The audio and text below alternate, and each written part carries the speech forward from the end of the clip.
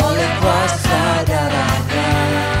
Jika Allah di pihak kita, siapa dapat melawan? Kita lebih dari pemenang, lebih dari pemenang dalam segala perkara. Ini bisa dikalahkan oleh kuasa darahnya. Jika Allah di pihak kita, siapa dapat melawan? Kita lebih dari pemenang.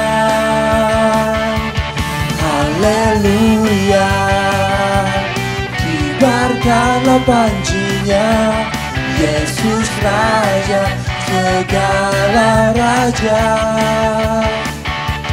Haleluya, bangkitlah gerejanya, kita lebih dari pemenang.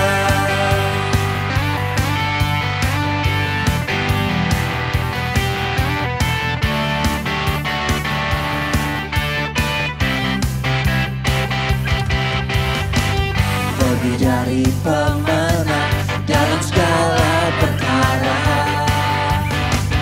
Iblis tak dikalahkan oleh kuasa darahnya. Jika Allah di pihak kita, siapa dapat melawan? Kita lebih dari pemenang. Haleluya, kibarkanlah panjinya, Yesus Raja segala raja. Haleluya, bangkitlah gerejanya, kita lebih dari pemenang. Haleluya, kibarkanlah panjinya, Yesus Raja segala raja. Haleluya, bangkitlah gerejanya, kita lebih dari pemenang. Kita lebih dari pemenang. Kita lebih dari pemenang.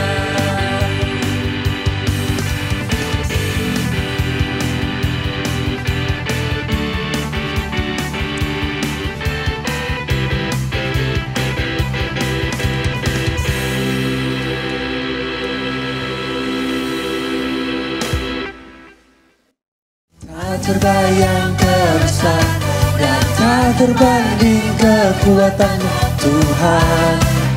Kau megah bagiku segenap jiwa dan pengharapan. Telah ku serahkan untuk rencanamu Tuhan. Kau Raja atasku, hanya Kau yang layak ditinggikan. Ajaib Kau Tuhan, agung dan perkasa. Kau sumber kemenanganku, layak berkuasa, memerintah selamanya. Yesus, Kaulah Raja mulia.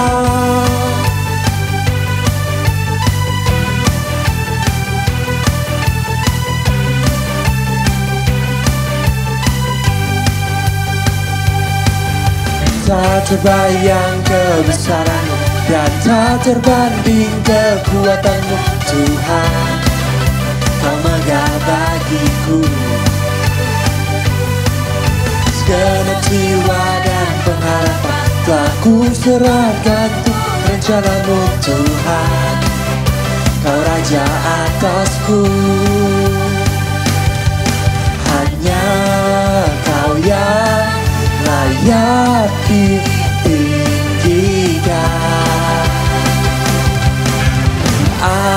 ajaib Kau Tuhan, agung dan perkasa.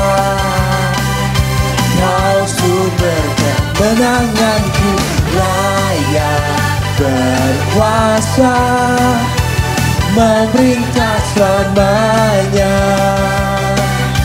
Yesus, Kaulah Raja mulia, ajaib Kau Tuhan, agung dan perkasa. Kau sumber kemenanganku, layak berkuasa, memerintah selamanya. Yesus, Kaulah Raja mulia.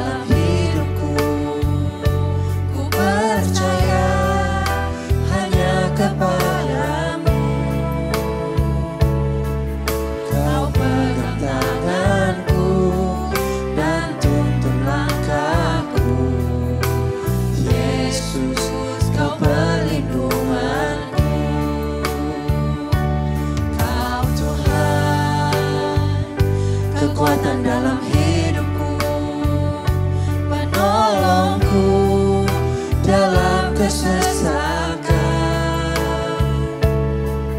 Kau gunung batuku dan pertahananku. Yesus, Kau kemenanganku. Yesus, padamu ku berseru, Kaulah penyelamatku, terpujilah Kau Tuhanku. Meluk ku memuji nama-Mu sepanjang umur hidupku, terpujilah Kau Tuhanku di atas segalanya.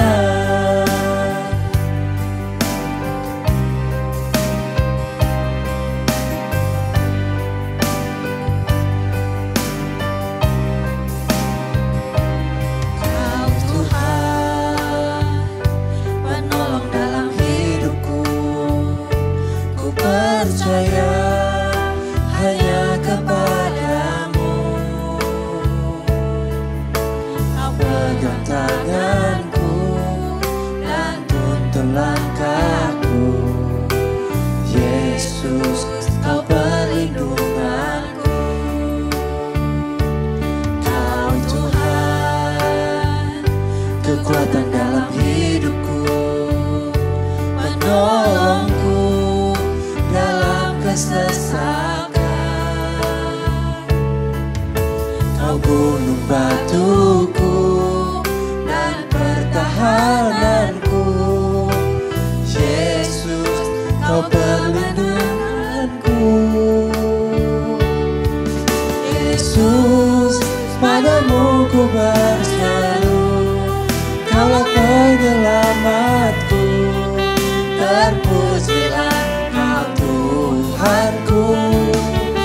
Meluk ku memuji nama-Mu sepanjang umur hidupku, terpujilah Kau Tuhanku di atas segalanya.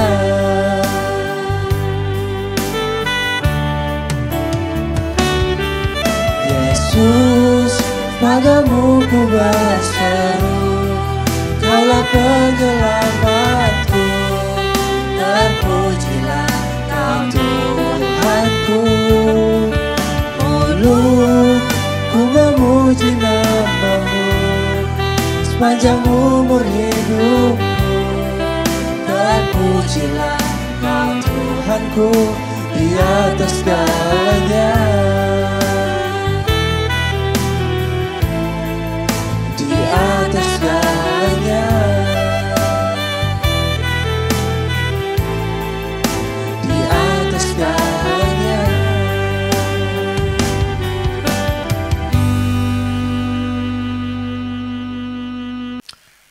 kita akan masuk dalam firman Tuhan pada saat ini.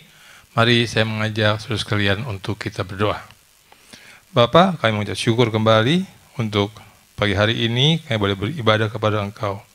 Saat ini kami akan duduk diam untuk mendengar firman-Mu. Pakailah lidah bibir hamba-Mu ini untuk berbicara menjadi kepanjangan lidah Tuhan, supaya setiap kami boleh mengerti akan isi hati-Mu. Berbicaralah dan kami siap untuk mendengarkannya. Dalam nama Tuhan Yesus. Haleluya. Amin.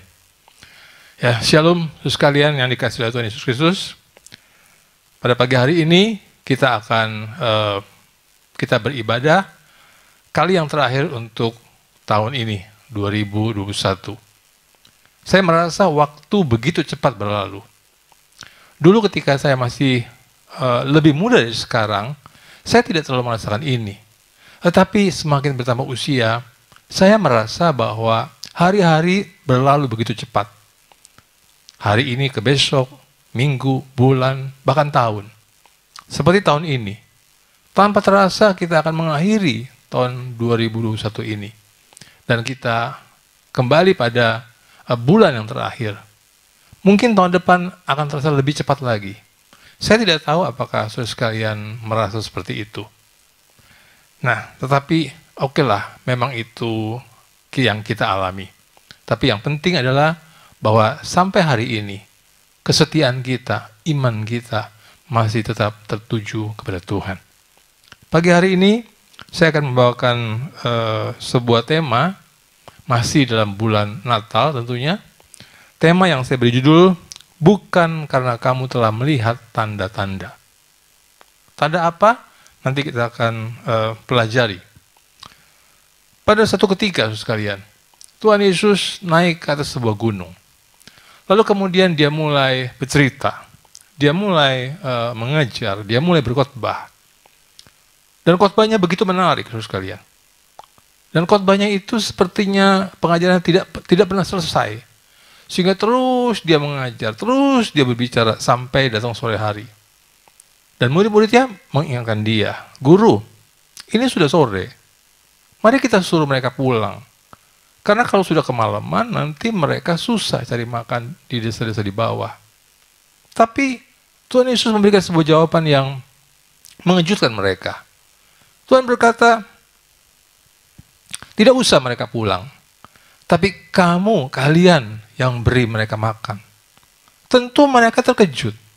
Karena yang berkumpul di sana ada 5.000 orang laki-laki, tidak termasuk wanita dan anak-anak. Beri mereka makan. Mereka segera berkumpul, mencoba mengumpulkan uang. Rupanya terkumpul 200 dinar. Nah, mereka berkata kepada Tuhan Yesus, "Guru, uang segini pun tidak cukup untuk mereka. Lalu bagaimana?" Dan Tuhan berkata, "Yang ada apa pada kamu?" Mereka mencari dan mereka menemukan seorang anak yang punya 5 roti dan 2 ikan. Mereka berkata, "Ini, hanya ada ini. Tapi apa artinya bagi orang sebanyak ini?" Tuhan katakan, "Mari bawa kemari, kasih aku." Nah, kita melihat pada Yohanes pasal yang ke-6, ayat yang ke-11. Tuhan Yesus berkata apa? Lalu Yesus mengambil roti itu, mengucap syukur, dan membagi-bagikannya kepada mereka yang duduk di situ. Demikian juga dibuatnya dengan ikan-ikan itu sebanyak yang mereka kehendaki. Jadi Tuhan Yesus melakukan satu mujizat yang luar biasa. Roti yang hanya 5, ikan hanya 2, dipecah-pecah, ya, sehingga menjadi banyak. Dan dikatakan mereka makan sebanyak yang mereka kehendaki. Artinya apa? Boleh nambah lagi. Boleh nambah lagi. Mereka mau minta lagi, dikasih lagi. Seberapa banyak yang mereka kehendaki. Saya tidak tahu apakah ada di antara mereka yang memasukkan dalam tas mereka untuk dibawa pulang. Tapi itu yang terjadi. Tapi kalau kita melihat dalam Injil Matius, pasal 14 dan 19, Matius memberikan sebuah tambahan. Lalu disuruhnya orang banyak itu duduk di rumput. Dan setelah diambilnya 5 roti dan 2 ikan itu, Yesus menengadah ke langit dan mengucap berkat. Lalu memecah-mecahkan roti itu dan memberikannya kepada murid-muridnya. Lalu murid-muridnya membagi-bagikannya kepada orang banyak. ada kata tambahan yang ditulis oleh Matius di sana, dikatakan ketika Yesus sudah mengucap berkat ke roti itu, lalu dia memecah-mecahkan roti itu dan membagikannya kepada murid-muridnya. Dan dalam kisah ini, semua orang itu makan sampai kenyang. Nggak ada yang kekurangan, makan sampai kenyang. Lalu setelah semua selesai, dikumpulkan yang sisanya, masih ada 12 bakul. Kemudian kita melihat pada Yohanes pasal 6 ayat yang ke-15. Dikatakan apa di sana? Ketika Yesus tahu bahwa mereka hendak datang dan hendak membawa dia dengan paksa untuk menjadikan dia raja, ia menyingkir pula ke gunung seorang diri. Jadi ketika orang banyak itu melihat satu pertunjukan yang luar biasa, mereka ingin, rupanya dalam hati mereka ingin memaksa Yesus menjadi raja atas mereka untuk membebaskan mereka dari cengkeraman orang-orang Romawi. Tapi Yesus tahu panggilannya, dia tidak mau, dia menyingkir ke gunung seorang diri. Bahkan murid-muridnya nggak ikut. Tapi Yesus sekalian, Tuhan Yesus itu adalah pribadi yang fenomenal. Dan dia terlalu terkenal untuk dia bisa lepas dari pengejaran orang banyak. Saya teringat kata paparazzi. Orang-orang terkenal biasanya sulit melepaskan diri dari yang namanya paparazzi. Yang dimana paparazzi itu akan memfoto orang dari jauh, entah apa yang dia lakukan. Entah dia diam di rumah, entah dia berenang, atau apa saja. Ada paparazzi yang selalu menguntit mereka. Demikianlah yang dialami oleh Tuhan Yesus. Makanya kita melihat di dalam Injil Yohanes pasal yang ke-6, ayat yang ke-25. Ya, rupanya mereka terus mencari, dan mereka segera dengan mudah menemukan Yesus. Ketika orang banyak menemukan Yesus di seberang laut itu, mereka berkata kepadanya, "Rabi, bila mana engkau tiba di sini?" Yesus orang terkenal, luar biasa, fenomenal. Makanya ketika mereka bertemu dengan Yesus, mereka merasa seperti akrab dengan Tuhan Yesus. Dan mereka bertanya, "Kapan kamu tiba di sini?" Terus sekalian, kalau andai kata, ya kita bicara hari ini, seorang pengkhotbah terkenal, didatangi begitu banyak orang, saya rasa mungkin setiap orang akan merasa bangga, karena merasa dirinya sangat dihargai oleh orang banyak. Tapi ternyata, Yesus responnya tidak seperti itu. Di dalam ayat yang ke-26, Yesus menjawab mereka. Yesus berkata begini, "Aku berkata kepadamu, sesungguhnya kamu mencari aku bukan karena kamu telah melihat tanda-tanda, melainkan karena kamu telah makan roti dan kamu kenyang." Jadi Yesus bukannya bangga didatangi orang banyak, justru dia memberikan sebuah teguran. Yesus berkata, "Aku tahu kamu kemari itu bukan karena kamu telah melihat tanda-tanda tentang aku, makanya kamu cari aku. Bukan. Tapi kamu kemari itu karena kamu kemarin udah makan roti, kenyang. Hari ini pun kamu masih fokus kamu ke situ. Kamu datang karena kamu berfokus kepada roti yang bisa mengenyangkan kamu." Nah, ada sebuah pernyataan yang cukup aneh, yang menjadi tanda tanya buat kita, yaitu ketika Yesus berkata, "Bukan karena kamu telah melihat tanda-tanda." Tanda apa? Tanda apa yang Yesus sudah buat? Siapa yang membuat tanda-tanda itu? Dan kapan dia membuatnya? Ternyata, saudara sekalian, ketika kemarin sebelum itu, ketika Tuhan Yesus menyuruh murid-muridnya memberi makan kepada orang banyak, sebetulnya Tuhan itu bukan karena menguji iman mereka. Bukan, saudara sekalian. Ya. Mungkin ada juga sedikit, ya Tuhan ingin mengajarkan mereka tentang satu kuasa mujizat. Tapi lebih daripada itu, sebetulnya Tuhan sedang menunjukkan baik kepada murid-muridnya maupun kepada orang banyak tanda-tanda tentang dirinya dan tanda-tanda tentang apa yang nanti dia akan alami dan manfaatnya bagi orang banyak. Di mana dia ambil roti, dia pecah-pecahkan, dia bagi orang banyak itu. itu menunjukkan nanti satu hari kelak, ya, itu adalah sebuah perlambang. Satu hari kelak, dirinya, tubuhnya akan dipecah-pecahkan, akan dihancurkan. Supaya lewat tubuhnya yang disusun itu, maka ada sesuatu manfaat yang diberikan kepada manusia. Tapi beda dengan roti. Roti yang dipecahkan itu, bukan. Tapi lewat tubuh yang dihancurkan itu, dia memberi kehidupan kepada manusia. Karena kamu telah makan roti itu dan kamu kenyang. Yesus mengatakan, karena kamu kemarin makan roti, kenyang. Artinya apa? Fokus kamu itu kepada roti saja. Fokus kamu itu kepada jasmani saja yang bisa memuaskan kamu, yang bisa mengenyangkan kamu. Lalu sekalian, tentunya bukan hal yang salah kalau kita bekerja mencari roti, mencari makan, supaya kita kenyang, kita kuat, kita sehat. Tentunya tidak salah. Tetapi saudara sekalian, sebagai orang yang sudah mengenal Kristus, sebagai orang Kristen, kita harus tahu bagaimana cara Tuhan memandang.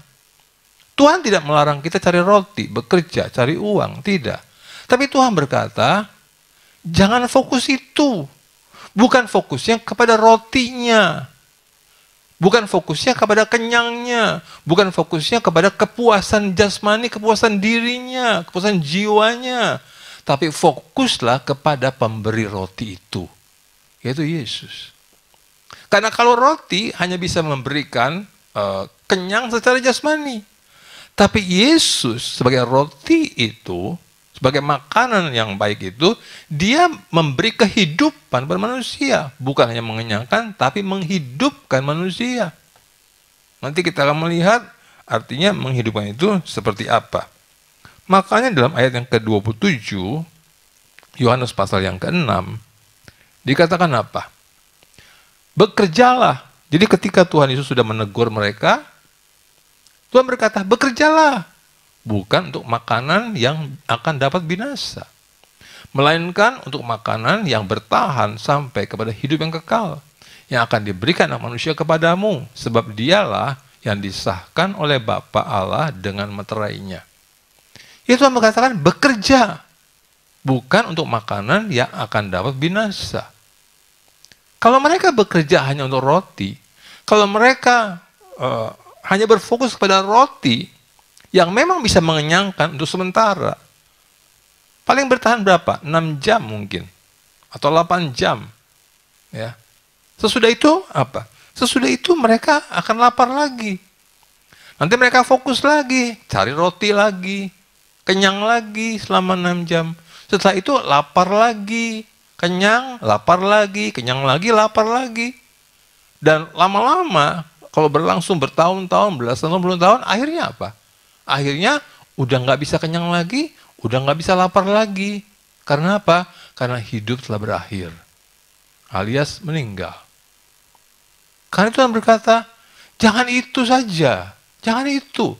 Yang utamanya bukan itu. Setiap saudara yang sudah menjadi orang percaya pada Tuhan, saudara harus betul-betul paham, betul-betul understand, mengerti apa yang sebenarnya perlu buat hidup kita. Sekali lagi saya katakan, mencari roti itu perlu untuk hidup kita. Tetapi yang lebih utama adalah mencari pemberi roti itu, yang bisa memberikan hidup kepada kita. Jangan bekerja untuk makanan yang bisa binasa, Tuhan katakan. Melainkan untuk makanan yang bertahan sampai kepada hidup yang kekal. Bekerja untuk makanan yang bertahan sampai kepada hidup kekal. Kita mungkin susah membayangkan. Ketika Tuhan berkata bekerjalah untuk makanan yang bisa bertahan sampai kepada hidup kekal, kira-kira bekerja seperti apa ya? Pertama. Yang kedua, kira-kira makanan seperti apa? Bekerja seperti apa? Untuk mendapatkan makanan seperti apa yang bisa bertahan sampai kepada hidup yang kekal? Dan dari mana dapatnya itu? Yesus mengatakan, yang akan diberikan anak manusia kepadamu. Jadi ketika Tuhan mengatakan, bekerja untuk makanan yang nggak bisa binasa, yang akan diberikan oleh anak manusia kepada kamu. Jadi ketika kita nanti melakukan sebuah pekerjaan yang tertentu, yang Tuhan akan tunjukkan kemudian, kita akan mendapatkan satu makanan yang dari Tuhan, yang membuat kita bertahan, membawa kita sampai kepada hidup kekal. Sebab dialah yang disahkan oleh Bapa Allah dengan meterainya. Artinya Yesus sedang sedikit demi sedikit menyatakan, dialah, aku maksudnya, ya, yang disahkan oleh Bapa Allah. Artinya apa? Artinya disahkan sebagai, saya teringat Kisah 4 ayat 12 yang mengatakan apa? Sebab di bawah kolong langit ini tidak ada nama lain yang diberikan oleh manusia yang daripadanya manusia itu dapat diselamatkan. Aku, Tuhan Yesus, yang disahkan oleh Allah Bapa. Lalu sekalian, sekali lagi kalau kita hanya mencari roti saja, meskipun bisa mengenyangkan, tapi roti itu tidak bisa mencegah kita dari kematian jasmani. Tapi ketika kita mendapat makanan yang sesungguhnya, maka akan membuat kita bertahan sampai pada hidup yang kekal. Mencari roti saja membuat hidup menjadi sia-sia. Tapi mencari makanan yang sejati akan membuat kita bertahan sampai pada hidup yang kekal. Nah, waktu Tuhan bilang supaya mereka bekerja, mereka nggak mengerti maksudnya apa. Maka pada ayat yang ke-28 dikatakan apa? Lalu kata mereka kepadanya, apakah yang harus kami perbuat supaya kami mengerjakan pekerjaan yang dikehendaki Allah? Apa yang kami harus perbuat? Ini penting sekalian. Apa yang harus kita perbuat untuk kita mengerjakan pekerjaan yang dikehendaki Allah? Nah, kalau begitu kira-kira pekerjaan apa ya yang Allah kehendaki untuk kita lakukan? Yang begitu pentingnya sampai Tuhan mengatakan kamu harus mengerjakan itu. Ayat yang berikutnya, ayat yang ke-29, jawab Yesus kepada mereka, inilah pekerjaan yang dikehendaki Allah, yaitu hendaklah kamu percaya kepada Dia yang telah diutus Allah. Inilah pekerjaannya, Tuhan katakan, yaitu supaya kamu percaya kepada siapa? Pada Yesus. Haleluya. Inilah pekerjaan yang Tuhan mau kita lakukan supaya kita percaya. Nah, saudara, supaya kita percaya. Saudara, saya sudah percaya. Puji Tuhan. Dari mana kita bisa menjadi percaya? Kita menjadi percaya melalui berita Injil yang kita dengar. Itulah permulaan titik awal kita menjadi orang percaya. Ketika kita mendengar berita Injil, mungkin satu hari kita diajak teman kita pergi ke gereja. Di sana kita mendengar sebuah khotbah, mungkin sekali, 2 kali, 3 kali, 4 kali, 5 kali, lalu satu hari pikiran kita tiba-tiba terbuka. Dan kita mulai memiliki sebuah benih yang bertumbuh, di mana kita mulai menjadi percaya, mulai melihat apa yang Yesus lakukan buat hidup saya. Bagaimana Dia sudah mengampuni saya, bagaimana Dia sudah menebus saya, bagaimana Dia sudah menerima saya, dan lain sebagainya. Ya, membuat kita merasa menemukan satu pribadi yang berbeda dari yang sebelumnya, yang biasa kita kenal. Dan kita mulai bertumbuh dalam iman kepada Tuhan. Itulah yang kita alami, yang kita rasakan. Bekerjalah, yaitu supaya kamu percaya pada Dia yang diutus oleh Allah. Nah, tentunya mereka nggak semudah itu. Mereka nggak semudah itu untuk menjadi percaya. Makanya sekali lagi mereka menyampaikan sebuah pertanyaan yang sama. Tadi mereka sudah pernah bertanya. Tapi sekarang mereka bertanya lagi. Ayat yang ke-30. Ayat yang ke-30. Maka kata mereka kepadanya, tanda apakah yang kau perbuat, supaya dapat kami melihatnya dan percaya kepadamu? Pekerjaan apakah yang engkau lakukan? Sekali lagi mereka bertanya, tanda apa yang kau perbuat? Sebetulnya tadi saya sudah katakan kepada saudara, Tuhan sudah memperlihatkan sebuah tanda tentang dirinya.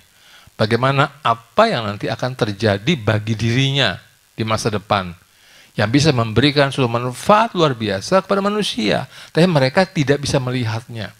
Banyak orang, saudara, tidak bisa melihat apa yang Allah lakukan. Kenapa? Oleh karena kebanyakan manusia punya satu fokus utama dalam hidup mereka. Yaitu apa? Mereka fokus kepada apa yang kelihatan di depan mata. Mereka fokus kepada apa yang menjadi kebutuhan mereka. Sehingga mereka seperti tertutup mata mereka untuk melihat tanda-tanda tentang Allah yang sebenarnya ingin memberikan sebuah kehidupan pada mereka. Mungkin ini tidak terlalu aneh ya akan hal itu sekalian. Ya, tetapi bagi kita yang sudah mulai mengerti atau bahkan sudah mengerti akan hal ini, sungguh alangkah menyedihkannya kalau kita yang sudah percaya mengenal Tuhan Yesus, lalu fokus kita kembali kepada orang-orang baru itu, seperti contoh di atas.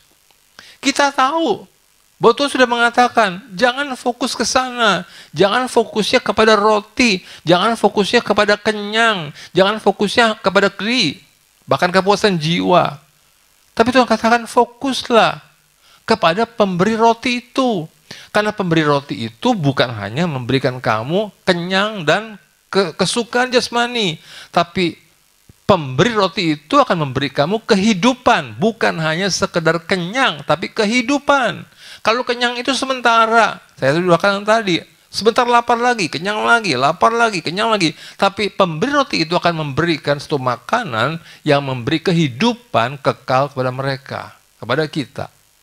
Dan saudara saya yang sudah menjadi orang percaya, tentunya kita harus lebih mengerti ya bahwa sekarang memang kita masih mencari roti, betul. Tiap hari kita masih bekerja. Saudara yang bisnis apa saja, saudara masih bekerja dari pagi sampai sore, kadang malam. Tentu itu tidak salah.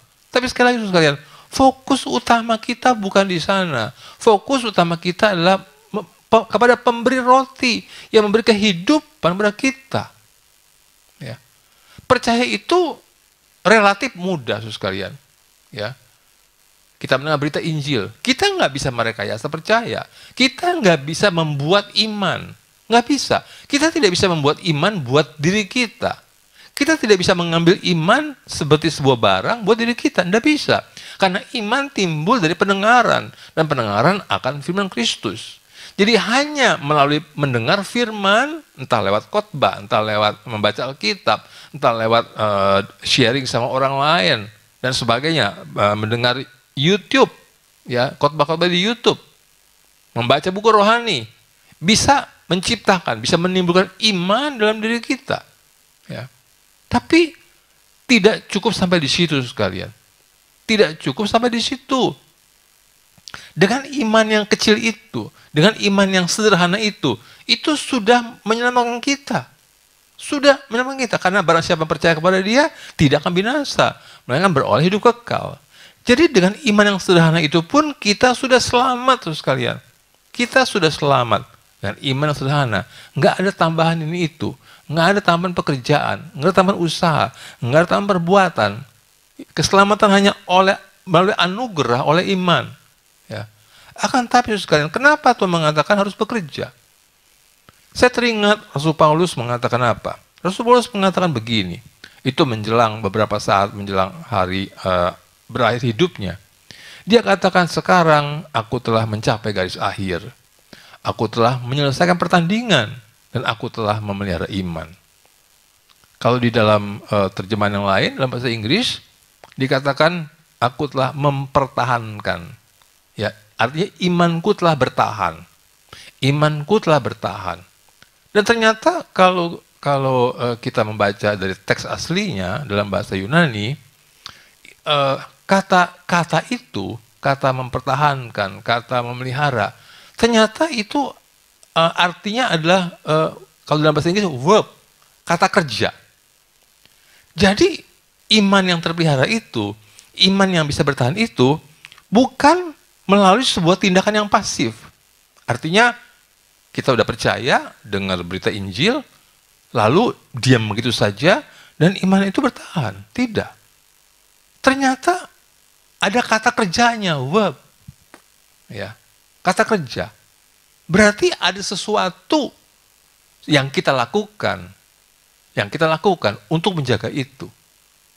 Saya tahu sekalian, ya, iman yang telah menyelamatkan kita itu, iman yang telah membuat kita menerima anugerah, itu nggak akan dicabut. Anugerah oleh iman itu nggak akan dicabut oleh Tuhan. Ya, entah kita bagaimanapun, ketika sudah menjadi orang percaya, kita menerima anugerah oleh iman, dan kita sudah menyatu dengan Tuhan, kita nggak bisa dipisahkan lagi. Karena Rasul Paulus dalam kitab Roma mengatakan apa? Nggak ada hal lain juga yang bisa memisahkan kita dari kasih Kristus.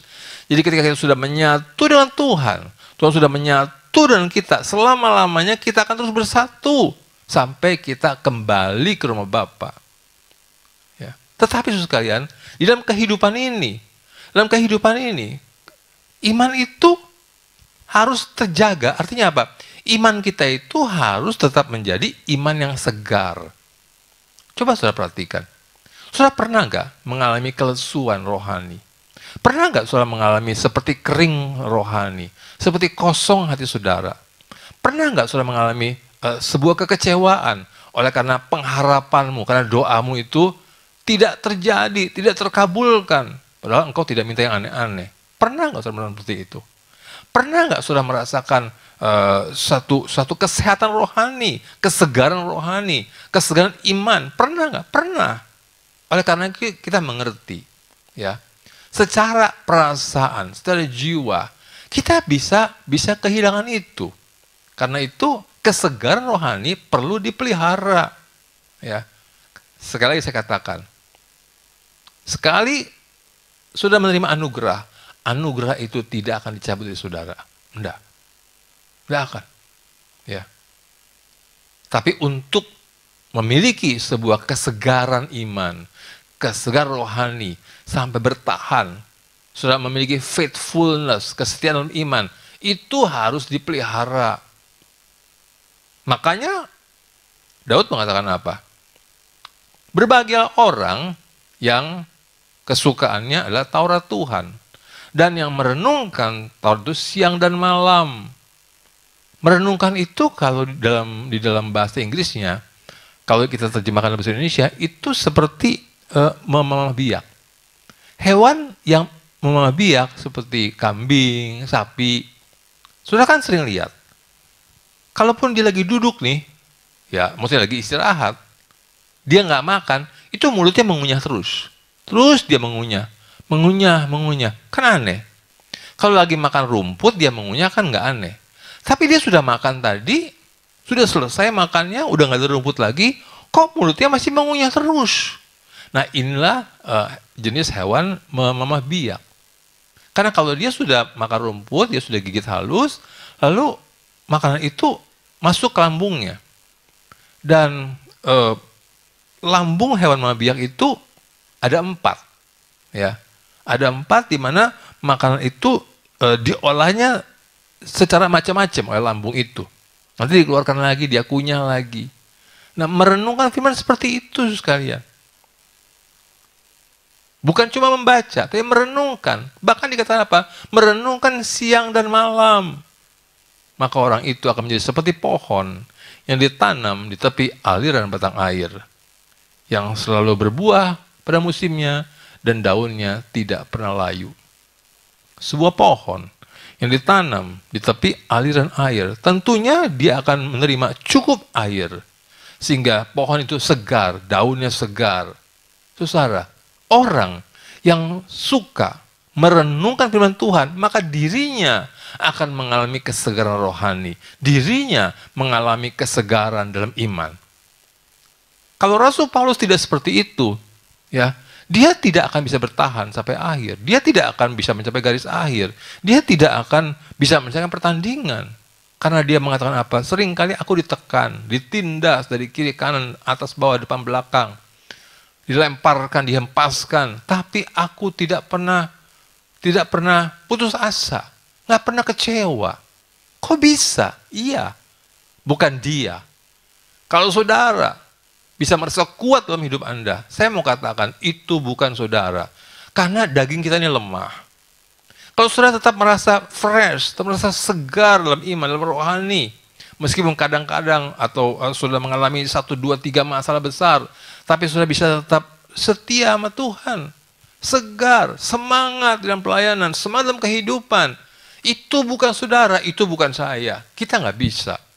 Tapi ada sesuatu yang bekerja dalam kita. Itu firman Tuhan yang kita suka renungkan, bekerja dalam hati kita, ya, dan membagikan sebuah kesegaran rohani di dalam diri kita. Nah, mana hanya membuat orang menjadi kenyang. Namun roti dari surga bukan hanya mengenyangkan, tapi juga menghidupkan, yaitu menyatukan manusia dengan Allah. Nah, lalu kita melihat, ya, tadi kita ayat 30, lalu kita lanjut pada ayat yang ke-31.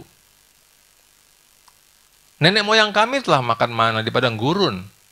Seperti ada tertulis, mereka diberinya makan roti dari sorga. Lalu ayat 32. Dikatakan apa? Maka kata Yesus kepada mereka, aku berkata kepadamu, sesungguhnya bukan Musa yang memberikan kamu roti dari sorga, melainkan Bapakku yang memberikan kamu roti yang benar dari sorga. Kembali Yesus ingin menekankan, aku tahu, ya, engkau hanya melihat Musa memberikan, memang Allah yang memberikan, tapi kan Musa yang memberitahu mereka tentang mana itu, tentang bagaimana mereka harus memungut mana itu. Jadi seolah-olah mereka merasa bahwa mana itu diberikan oleh Musa. Tapi Tuhan bilang yang sebenarnya bukan itu. Yang kata lain, itu hanya merupakan sebuah gambaran saja tentang apa yang Allah berikan kepada manusia. Pada waktu itu, di masa itu, ketika ada masanya Musa, Tuhan atau Musa memberikan mana, roti mana yang bisa mengenyangkan jasmani mereka. Tapi Tuhan katakan, Bapa di surga yang memberikan kamu roti yang benar atau roti yang sebenarnya. Tentunya mereka tidak mengerti akan hal itu. Ayat yang ke-33. Karena roti yang dari Allah ialah roti yang turun dari sorga dan yang memberi hidup kepada dunia. Ini sangat penting. Roti yang dari Allah bukan itu. Bukan mana yang hanya mengenyangkan jasmani. Tapi roti yang dari Allah adalah roti yang turun dari sorga. Siapa? Yesus. Yesus adalah roti yang turun dari sorga dan memberi hidup pada dunia. Kalau roti mana hanya memberikan rasa kenyang kepada perut. Tapi roti dari surga, Yesus bukan hanya memberikan rasa kenyang yang sementara, tapi roti dari surga itu, yaitu Yesus memberikan hidup kepada dunia. Mana hanya diberikan untuk umat Israel. Nggak ada bangsa lain yang pernah makan mana, hanya umat Israel. Tapi Yesus sebagai roti yang dari surga, dia memberikan hidup bukan hanya bagi umat Israel, tapi kepada dunia. Artinya apa? Kepada semua orang. Karena itu hendaklah setiap orang, entah saudara sudah percaya pada Yesus, entah saudara belum percaya pada Yesus, saudara harus tahu. Yesus memberi hidup bukan hanya kepada sekelompok orang. Yesus memberi hidup bukan hanya kepada umat Israel. Yesus memberi hidup bukan hanya kepada segolongan orang yang kita kenal sebagai orang Kristen. Tapi Yesus memberi hidup kepada dunia, termasuk kepada saudara, rekan saudara, ya, handai talon saudara, orang tua saudara, anak saudara. Yesus memberi hidup kepada dunia. Karena itu kita harus mengerti apa yang sebenarnya Allah berikan pada kita. Lalu kemudian ayat yang ke-34. Maka kata mereka kepadanya, Tuhan, berikanlah kami roti itu senantiasa. Dalam bayangan mereka itu masih belum terlalu nangkep. Ya. Mereka masih hanya bisa sanggup melihat hal-hal jasmani. Itulah memang manusia. Mata manusia itu hanya mampu melihat hal yang jasmani, tapi yang lebih daripada itu seringkali kita nggak bisa lihat. Makanya mereka katakan, berikanlah kami roti itu senantiasa. Berikan senantiasa terus menerus. Tapi kemudian pada ayat yang ke-35, Tuhan Yesus secara lebih jelas dia mengatakan, akulah roti hidup. Barang siapa datang kepadaku, ia tidak akan lapar lagi. Dan barang siapa percaya kepadaku, ia tidak akan haus lagi. Haleluya. Tuhan jelas berkata, kamu tahu sekarang, akulah rotinya. Akulah roti yang benar. Akulah roti yang benar dari surga. Akulah makan yang sebenarnya dari surga yang Bapa berikan kepada kamu. Akulah roti hidup, roti hidup. Barang siapa datang kepadaku, ia tidak akan lapar lagi. Kalau kita datang kepada mana, memang kenyang sesaat, tapi lapar lagi. Saudara perhatikan ya, mana itu turun dari surga, turun dari langit. Allah memberikannya. Mana itu merupakan anugerah bagi umat Israel pada waktu itu. Allah memberikannya, menjatuhkan dari langit. Tapi mana itu Allah tidak berikan langsung kepada mulut mereka untuk mengenyangkan tubuh mereka. Allah hanya menjatuhkan dari langit berupa seperti embun, ya. Tapi mereka mesti keluar dari rumah mengambil mana itu. Demikian juga saudara sekalian. Ada dua hal yang di sini Tuhan katakan. Pertama, datang kepadaku. Kamu nggak akan lapar.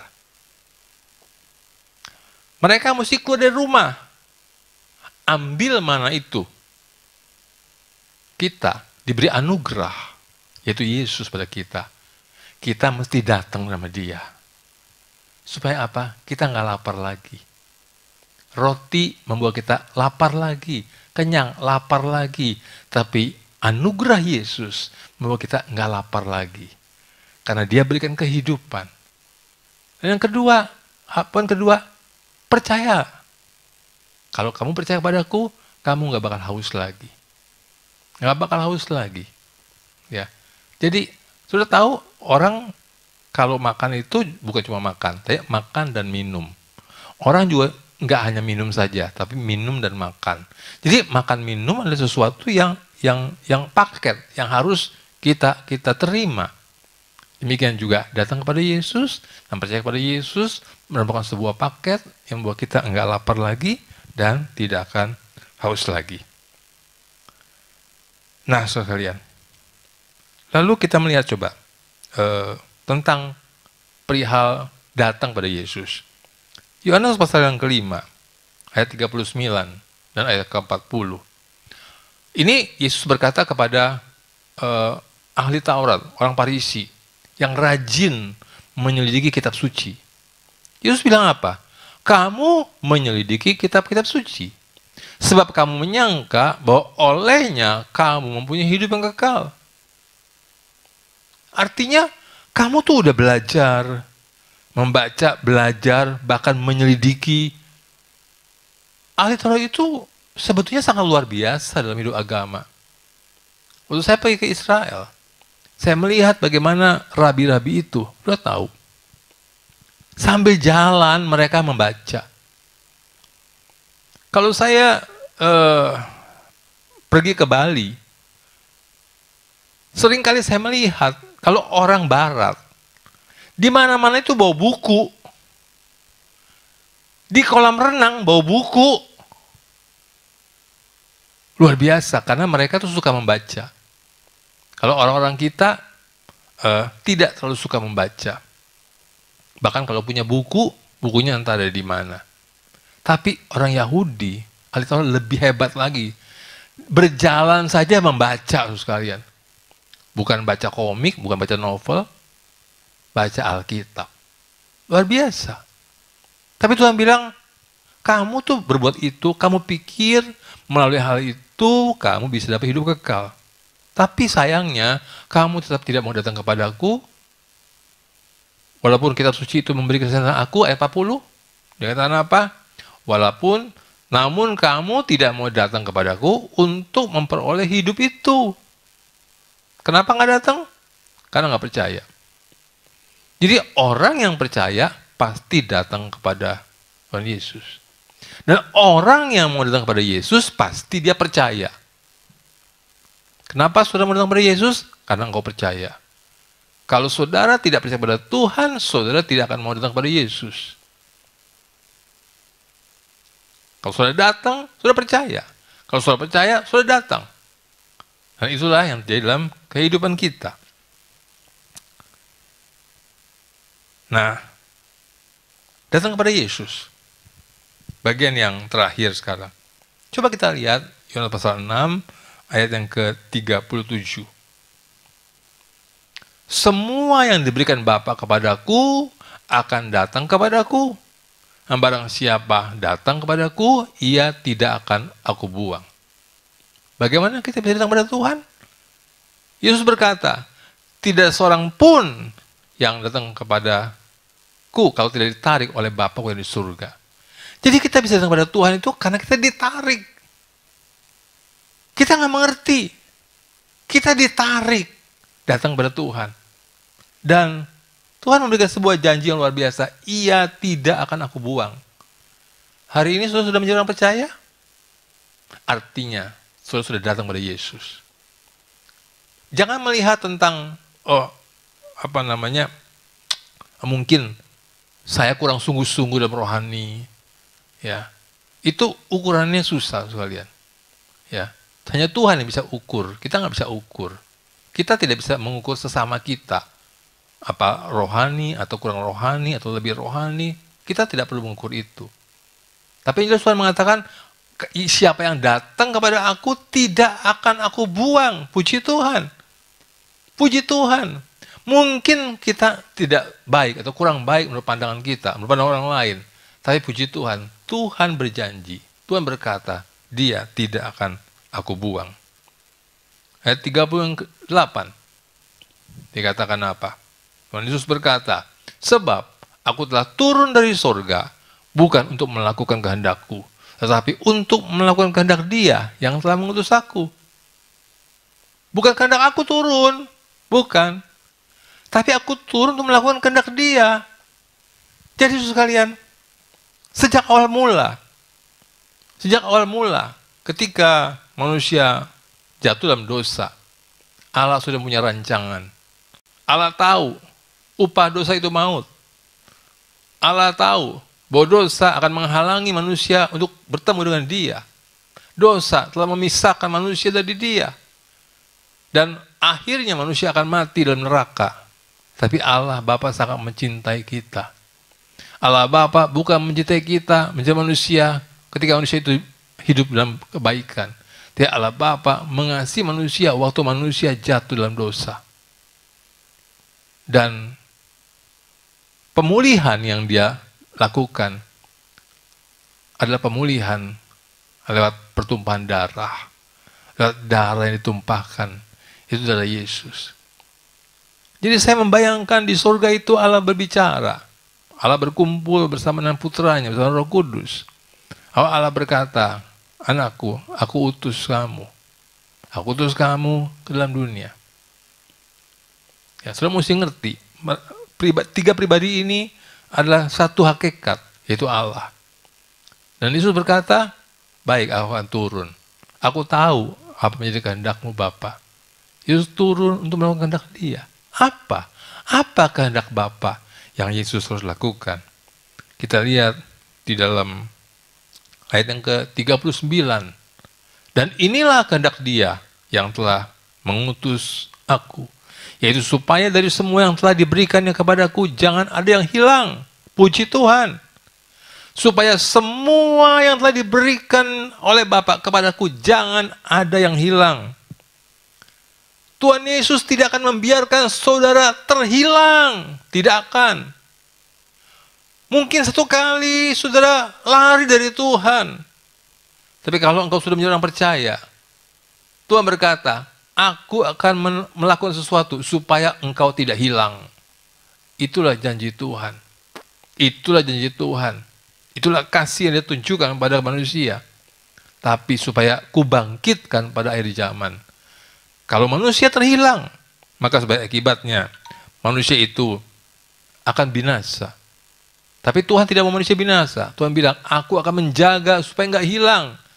Tapi supaya aku bangkitkan pada akhir zaman. ayat 40. Ayat yang terakhir. Sebab inilah kehendak Bapakku, yaitu supaya setiap orang yang melihat anak dan yang percaya kepadanya beroleh hidup yang kekal. Supaya setiap orang yang melihat anak, bukan hanya melihat roti, tapi melihat anak. Bukan hanya melihat kepada hal jasmani yang mengenyangkan, yang memuaskan tubuh, tapi mampu melihat, fokus kepada anak, kepada Kristus yang memberikan hidup bagi manusia. Supaya setiap orang yang melihat anak dan yang percaya kepadanya beroleh hidup yang kekal. Saudara sudah melihat anak?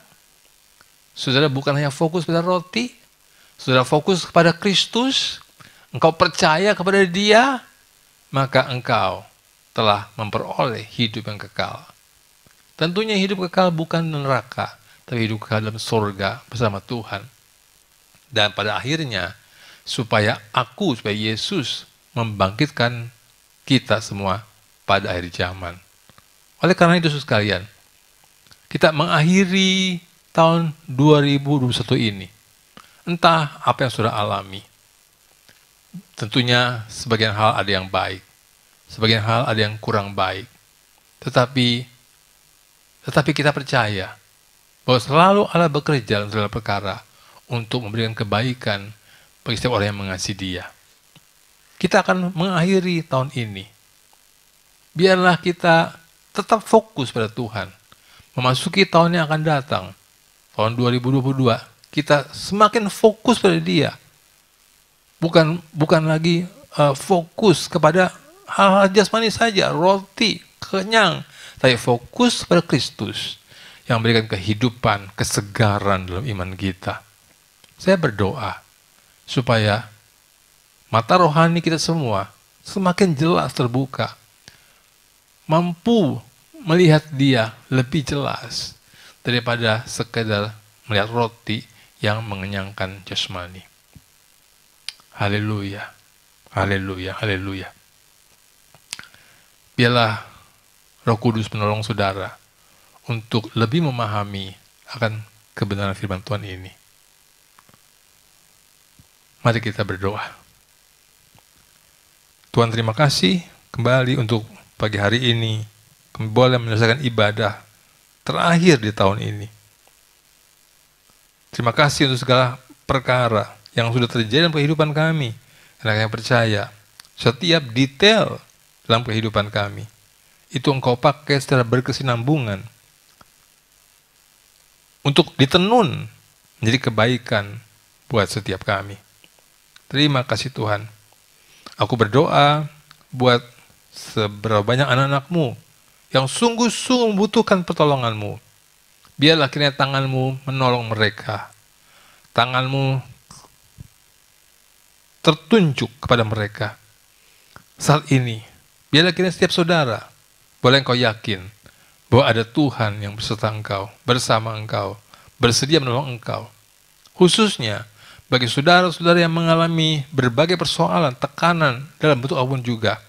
Satu hal saya ingin katakan kepada saudara, mungkin saudara sudah hilang akal, saudara sudah tidak tahu lagi apa yang kau harus lakukan, saudara sudah kehilangan kemampuan. Pada satu hal yang saya mau katakan kepada saudara, tetaplah berdoa. Mungkin sudah merasa lemah. Kalau saudara merasa lemah, kalau engkau merasa tidak mau berdoa, cari orang lain, cari temanmu, cari saudara seiman, dan minta dia doakan engkau. Siapa saja.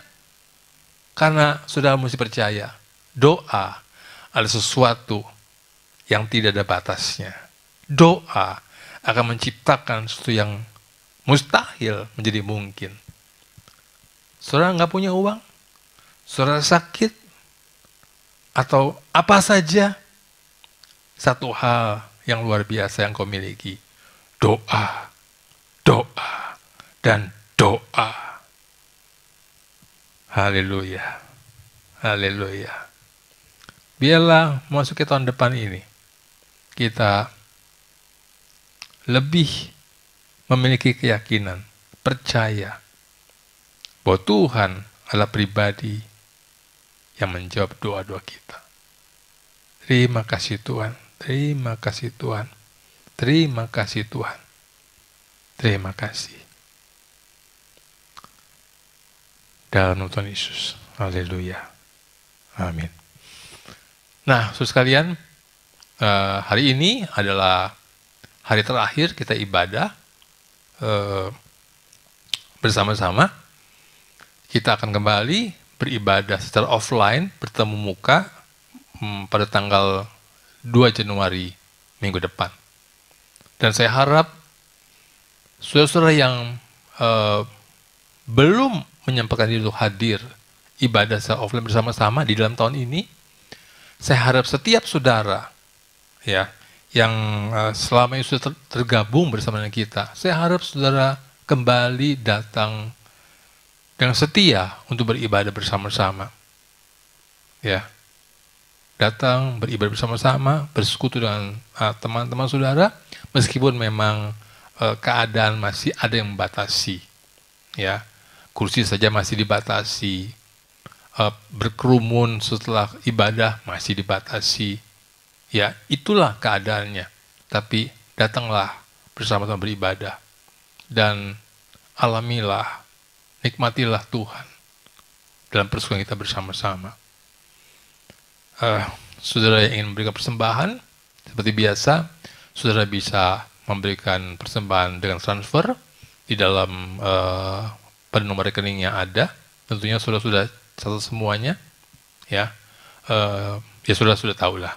Ataupun sudah bisa melalui QRIS, di-scan di sana dengan aplikasi yang sudah miliki.